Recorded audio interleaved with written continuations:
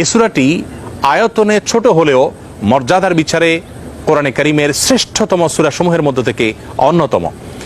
নবী করিম সাল্লাল্লাহু আলাইহি সাল্লাম এক হাদিসে বলেছেন, ইন্নাহা লাতাআদিলু সুলসাল কোরআন, নিশ্চয়ই সূরা ইখলাস এটি মর্যাদার বিচারে এবং সওয়াবের দিক থেকে কোরআন কারীমের 1/3 বা 1/3 সমতুল্য।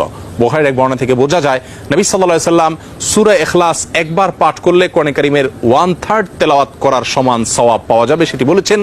এর উপর ভিত্তি করে অনেক উলামা ইকরাম বলেছেন, 3 বার যদি কেউ কুল হুয়াল্লাহ সূরা বা সূরা ইখলাস পাঠ করে তাহলে আল্লাহ রাব্বুল আলামিন তাকে গোটা কোরআন একবার পড়ে শেষ করার সমান সওয়াব দান করবেন। অন্য আরেকটি হাদিসে বর্ণিত হয়েছে, এক ব্যক্তি সূরা ইখলাস পাঠ করেছেন, নবী সাল্লাল্লাহু আলাইহি ওয়াসাল্লাম সে শুনতে পেয়ে তিনি বলেছেন ওয়াজাবাত, অর্থাৎ তার জন্য ওয়াজিব হয়ে গেছে। সাহাবা ইকরাম জিজ্ঞাসা করেন, ইয়া রাসূলুল্লাহ কি ওয়াজিব হয়ে গেছে?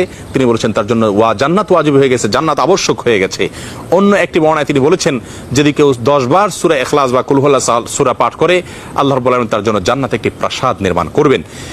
মসজিদে কুবার একজন ইমাম নিযুক্ত ছিলেন, যিনি প্রতি রাকাত ফরজ নামাজে সূরা ফাতিহা পাঠ করার পর যখন অন্য সূরা মেলানোর অপশন আসে তিনি প্রথমে সূরা ইখলাস পাঠ করেন, এরপর অন্য সূরা পড়েন।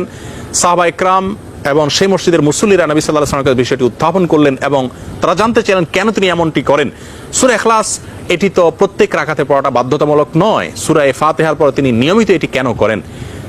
সেই ইমামকে ডেকে নবী সাল্লাল্লাহু আলাইহি ওয়াসাল্লাম জিজ্ঞাসা করলেন এর কারণ সম্পর্কে।